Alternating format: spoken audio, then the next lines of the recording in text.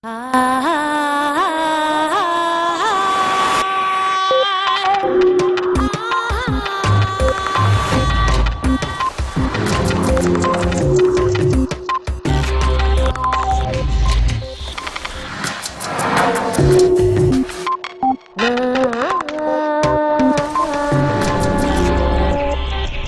que aplicar las políticas de prevención sanitaria desde los primeros momentos de la vida de los individuos. José María Ordovás. La medicina del futuro seguirá luchando contra las enfermedades, pero sobre todo se esforzará en mantenernos sanos. José María Ordovás, experto español en nutrigenómica de la Universidad de Tufts, en los Estados Unidos, es pionero en sentar las bases de la medicina preventiva del futuro próximo. En este capítulo de Redes, Ordovás explica a Eduard Punset que nuestros genes condicionan nuestra salud, pero que lo determinante es la interacción entre estos genes y nuestros hábitos de vida.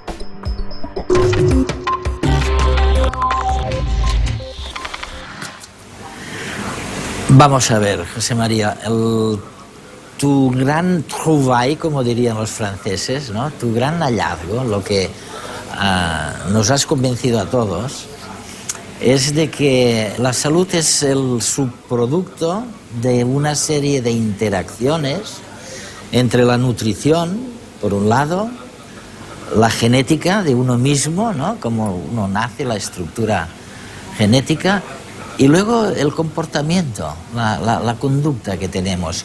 Y yo creo que has sido el primero que realmente nos ha dado esta visión de que teníamos que tomar en consideración las tres cosas y no solo una. ¿Es eso correcto? Sí, efectivamente.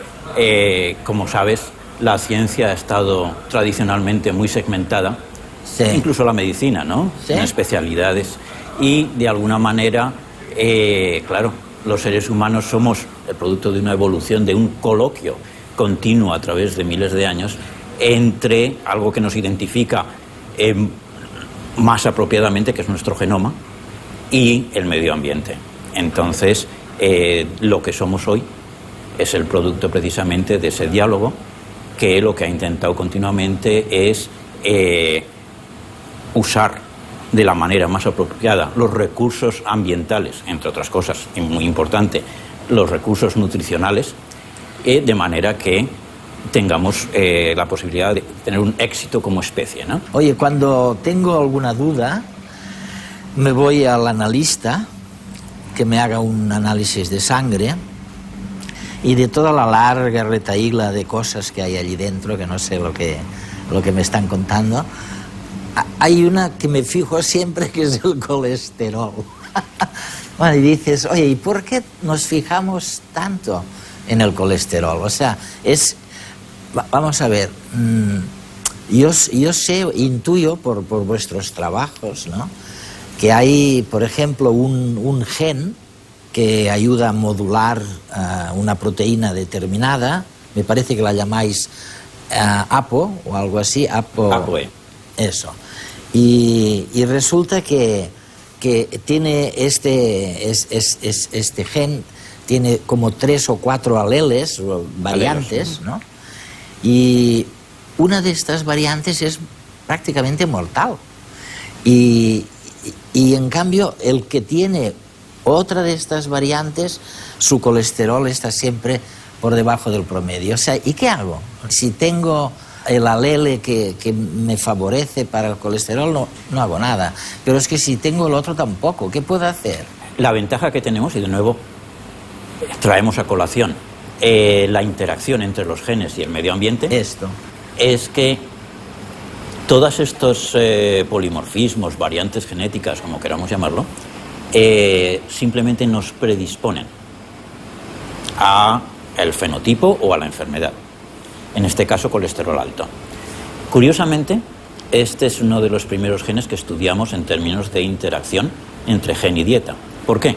Lo que observamos es que este alelo E4 estaba asociado, por ejemplo, con colesteroles altos en Estados Unidos o en Finlandia. Pero nos íbamos a otras poblaciones, China, a lugares rurales de Centroamérica, por ejemplo, y la gente podía tener el E4 y no tener un colesterol alto. Sí. Entonces, claro, no es nuestra genética, con la excepción de las enfermedades raras, no es determinista, simplemente nos predispone. Algunos.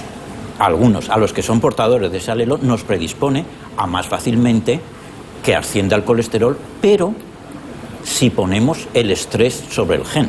Es decir, es lo mismo que tener una pistola en tus manos, está cargada con las balas, pero hasta que tú no aprietas el gatillo, no va a pasar nada, ¿verdad?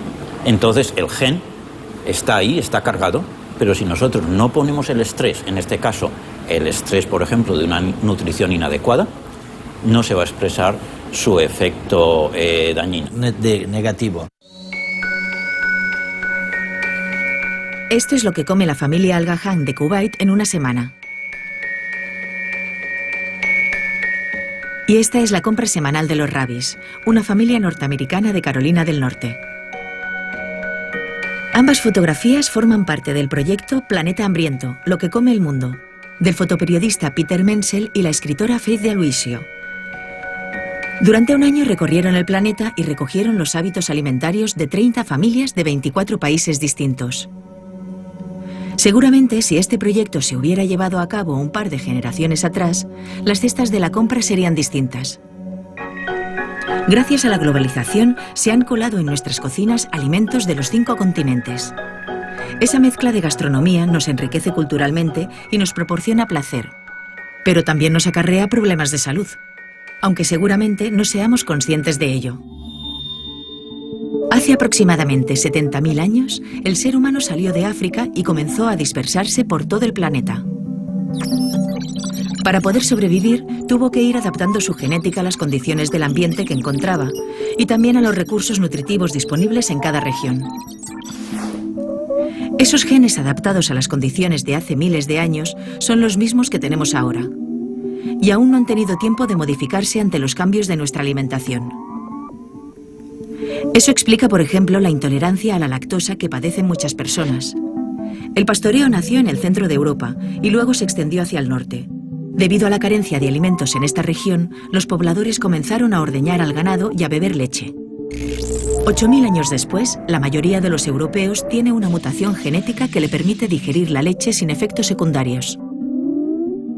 De ahí el consumo tan elevado de lácteos en esos países hoy en día, en comparación con China y Japón, por ejemplo, donde el pastoreo se produjo en menor intensidad. Ahora también viajamos más y emigramos a otros países con hábitos distintos a los nuestros. Cambiamos de latitud, de estilo de vida y de alimentación. Y eso estresa a nuestros genes. Es lo que les ocurre, por ejemplo, a algunas comunidades de inmigrantes en Estados Unidos. Abandonan la dieta propia de sus países de origen por alimentos preparados, ricos en azúcares y grasas. Y eso se traduce en numerosos problemas de salud. La globalización de costumbres está dando al traste con la evolución adaptativa. Oye, me decían que la mutación láctea, el hecho de que la leche te siente fatal, ¿no?, como le pasa a 3/4 partes de la humanidad, que los genes tardan algo así como a lo mejor 8.000 años en acostumbrarse a la nueva situación para que deje de ser una mutación negativa, la láctea, o se adaptan con mayor facilidad. Bueno, hay dos tipos de adaptaciones. Una es precisamente la genética, que lo que ocurre es que hay una mutación que ocurre, como todas las mutaciones, al azar, ¿verdad? No, continuamente, cada generación, nuestros descendientes son diferentes a nosotros porque ha habido unas mutaciones al paso de una generación a otra. Entonces, algunas de ellas, o muchas de ellas son, digamos, perjudiciales, pero otras son beneficiosas. Eso es parte de la evolución. Entonces, ¿qué ocurre? Estas beneficiosas, el beneficio se traduce en un ambiente determinado. Por ejemplo, en el caso de la láctea, lo que llamamos la tolerancia a la lactosa, sí. Todos los mamíferos, después de un determinado momento de la vida del individuo, los primeros 2 años, o depende de cada especie, ¿no?, pues ya no toleran el consumo de productos lácteos. Es natural. pero hace unos 8.000 años, en algún lugar del centro de Europa, pues se produjo una mutación de este tipo que permitía que incluso en el estado adulto pudiéramos consumir productos lácteos. Luego esa mutación, generación tras generación, pues claro, a los que en un momento en que la comida no era fácil, aquellos que podían seguir consumiendo algo que estaba en el medio ambiente porque había ganado, vivían mejor y se más. reproducían mejor. Claro. Y entonces, generación tras generación, esa mutación ha ido, pasar de mutación rara a común porque era beneficiosa. Entonces eso es la evolución, lenta, que necesitas una mutación genética. Pero luego hay otro tipo de mutaciones, bueno, no mutaciones, pero regulaciones genéticas. O epigenéticas. Epigenéticas, esa es la palabra, que, es como una reacción rápida. No tenemos tiempo a esperar a unas cuantas generaciones. Tenemos que sobrevivir y lo tenemos que hacer ahora. Entonces lo que ocurre es precisamente que los genes, sin cambiar su lectura, se añaden como acentos o comas que definen cuándo y cómo se van a expresar. Dame un ejemplo. Bueno, el ejemplo más clásico es reciente, es el de la hambruna holandesa que tuvo lugar en el invierno del 44 al 45. Era hacia el final de la guerra. Entonces el gobierno en el exilio holandés pues dio como instrucciones a los ciudadanos holandeses que hicieran lo posible por interferir los movimientos de tropas alemanas, ¿no? Naturalmente a los alemanes no les sentó muy bien y lo que hicieron es decir, bueno, pues nosotros tampoco movemos suministros. Con lo cual, durante ese invierno, la población holandesa sufrió una reducción tremenda de las calorías que tenían asequibles, llegando hasta 600 calorías al día, que como bien sabes es por debajo de la sobrevivencia. Muchos murieron. Bueno, la guerra acabó. 40 años más tarde empezamos a observar algo. Y es que había un pico en la obesidad, en los problemas neurológicos. ¿De dónde nos viene ese pico? De los niños que fueron concebidos durante la hambruna, durante ese invierno. ¿Qué ocurre? Hubo una preparación del feto a lo que le iba a esperar después del nacimiento, hambre. Eso es lo que la madre percibía. Eso es lo que lo comunicó al feto como anticipación. Prepárate tu metabolismo, porque vas a tener que sobrevivir con muy poco. Entonces, claro, inmediatamente en los genes de diferentes sendas metabólicas ya se pusieron esos acentos, esas comas, para que se expresaran más o menos, para prepararlo a sobrevivir con menos. ¿Qué pasa? Que se encontró con más. Se encontró con una situación normal. Un metabolismo ahorrador, igual que pasó decenas y cientos de miles de años en la historia humana. Y eso ha hecho que estos individuos estén naturalmente predispuestos a todas estas enfermedades que están asociadas con, el progreso, ¿no? Citáis como una de las causas de esta obesidad que encontramos en todo el planeta, ¿no? Porque en España, por ejemplo, hay mucha gente que se refiere siempre a Estados Unidos, diciendo es en Estados Unidos el índice de obesos, y hoy he mirado un poco las estadísticas y no está claro que Estados Unidos tenga muchos más obesos que determinados sectores de África, por ejemplo, en donde ha habido inmigraciones rurales a las ciudades. Quiero decirte que uno de los factores que habéis mencionado como causantes de esta obesidad es la globalización. La globalización comporta que personas, humanos, provistos de unos genes ahorradores de energía o acumuladores de energía que podían vivir, sin comer horas y horas, ¿no? De pronto se encuentran en un medio globalizado, en bidonville, ¿no? En barrios de ciudades, y allí la comida es más frecuente, más común, y de ahí la obesidad. ¿Es eso o hay otras razones? Bueno, hay muchas razones. La obesidad es una de las cosas más complejas con las que nos encontramos, ¿verdad? Sí. La evolución nos ha diseñado para sobrevivir y para extraer del medio ambiente todo lo que podamos. Algunas sociedades han sido más afortunadas por un periodo de tiempo histórico más largo y no han tenido que desarrollar tanto esos genes ahorradores. Otras civilizaciones o otras sociedades que podían sufrir periodos de hambrunas, entonces los que han ido sobreviviendo son aquellos que eran, digamos, tremendamente ahorradores y podían pasar no horas, sino días sin comer porque habían acumulado, digamos, suficiente capital energético. Por un lado, esas poblaciones están migrando hacia sociedades más industrializadas porque proporcionan aparentemente potencial económico mayor, etcétera, etcétera. Entonces, claro, en Estados Unidos, por ejemplo, tenemos los hispanos. Tradicionalmente los indios han migrado de su India natal a Inglaterra y lo que vemos es que inmediatamente tras su incorporación a la nueva sociedad y a los nuevos hábitos de esta sociedad, inmediatamente una explosión de obesidad, una explosión entonces de diabetes y de estas enfermedades comunes de la sociedad industrializada.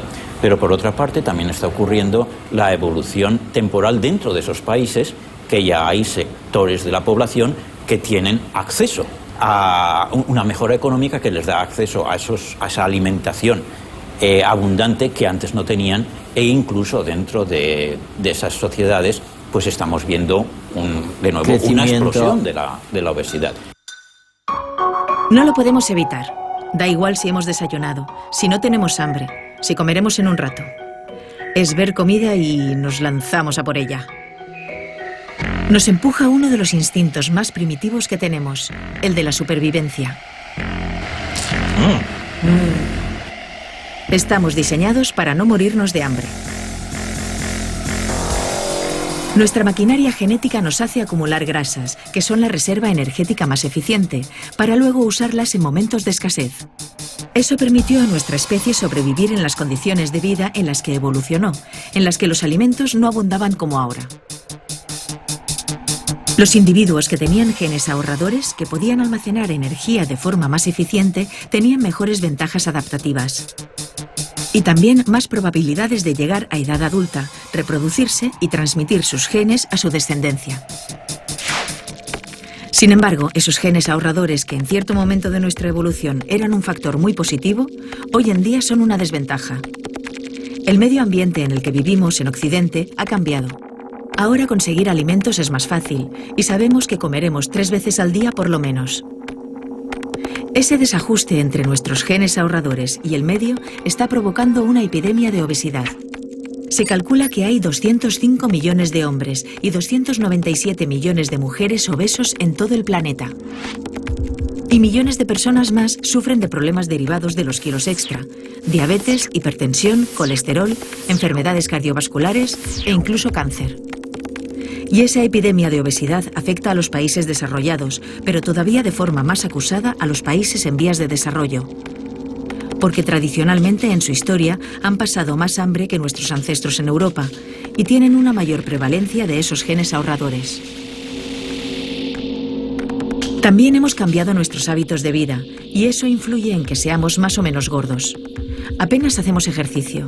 Llevamos una vida sedentaria en la que no quemamos las calorías que consumimos y nuestro cuerpo acumula y acumula. Tenemos un reloj biológico diseñado para ciclos de 12 horas y lo estamos forzando.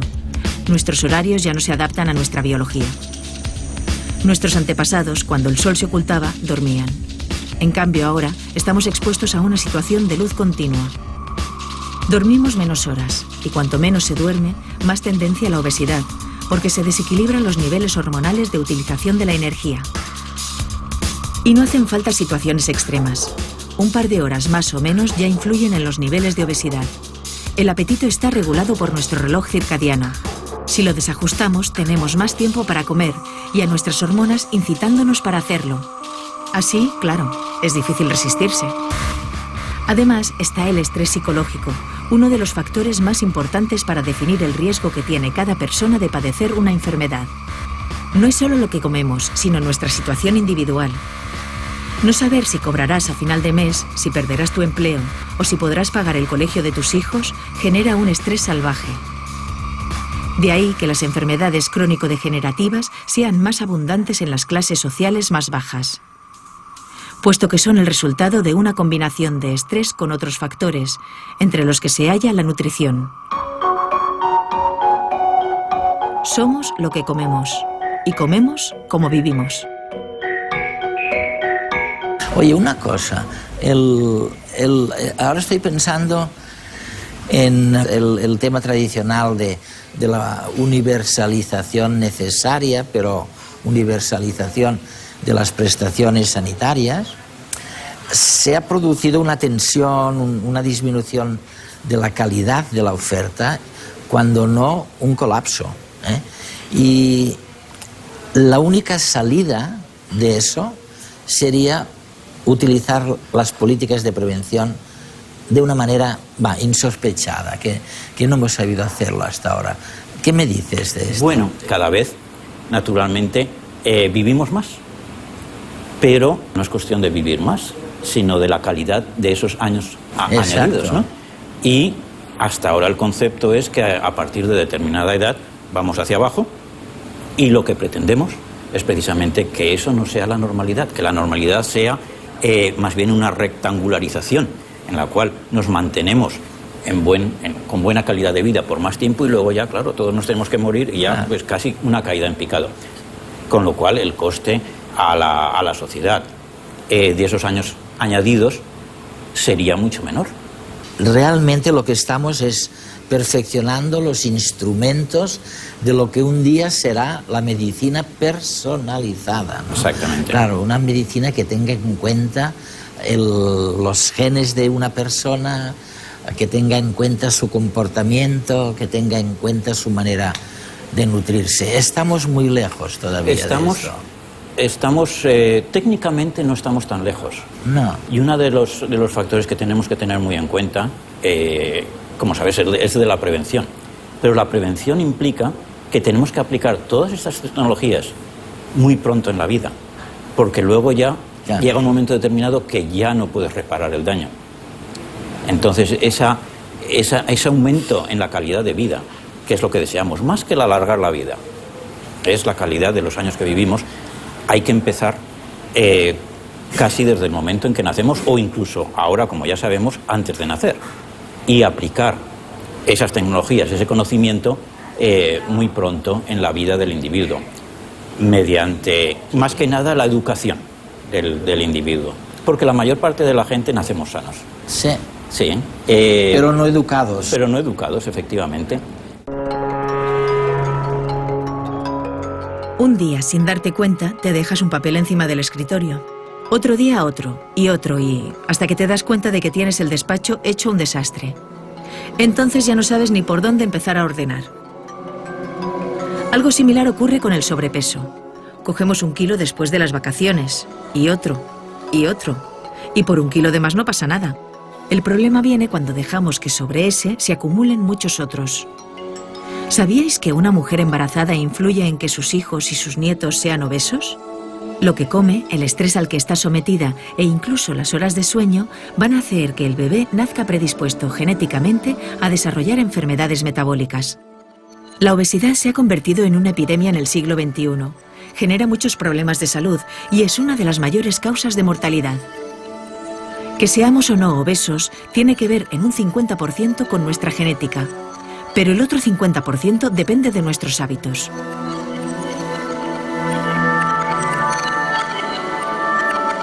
Nuestros genes nos pueden predisponer a desarrollar la obesidad.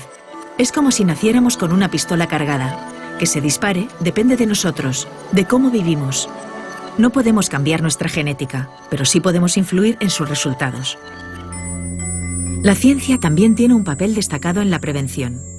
En pocos años vamos a tener pruebas genéticas que permitirán conocer la predisposición de un individuo a ser obeso. Eso nos permitirá prevenir la enfermedad antes de que aparezca. El médico aconsejará a cada persona qué dieta y qué nivel de actividad física le conviene más. Los avances en genómica también harán posibles tratamientos a medida para cada individuo, por lo que combatiremos la obesidad de forma más eficiente. Llevar una dieta sana, variada y equilibrada, ajustada a nuestro organismo, y practicar deporte nos van a permitir seguir disfrutando del placer de comer. Ingerir alimentos genera endorfinas que nos hacen mitigar nuestros problemas psicológicos. Y además, cuando lo hacemos acompañados, enriquecemos el espíritu. Somos seres sociales. Claro, es cuando tú hablas de la personalización de la medicina, de los escollos tan tremendos con los que todavía te encuentras. Yo me doy cuenta, o sea, tú dices, oye, a lo mejor simplemente si tiene el colesterol alto, pues le puedo dar algún consejito de cambia de entorno, si puedes, ¿no? Pero es verdad que para poder decirle con certeza algo que le fuera realmente útil, tendrías que haber efectuado a lo mejor estudios genéticos por centenares de miles de personas, o sea, haber definido unos tipos genéticos, haber definido nutrientes, y estamos muy lejos todavía de esto. Bueno, la primera parte estamos más cerca. Por ejemplo, nuestros estudios más recientes incluyen hasta 250.000 de sujetos, en los cuales les hemos realizado un barrido genómico total. Y de allí, claro, nos hemos encontrado con lo que ya de alguna manera sabíamos, intuíamos, que, por ejemplo, el colesterol, no hay un gen del colesterol. En estos momentos tenemos identificados 95 genes para el colesterol. Lo mismo pasa para la obesidad, lo mismo pasa para todas las enfermedades comunes. Son lo que llamamos poligénicas, no es como las enfermedades raras que son monogénicas de un solo gen. Entonces nos encontramos con que, claro, lo que puede haber ahora o en el futuro muy próximo en el, llamémosle, mercado, ¿no?, del diagnóstico genético, pues todavía está trabajando con una información muy reducida. Es como mirar a través de una mirilla de estas que había antes en las puertas, en lugar de ver todo el panorama que hay delante de nosotros.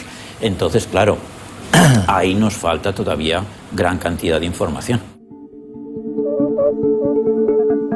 La salud es el resultado de la interacción entre la nutrición, la genética y nuestros hábitos de vida. José María Ordovás.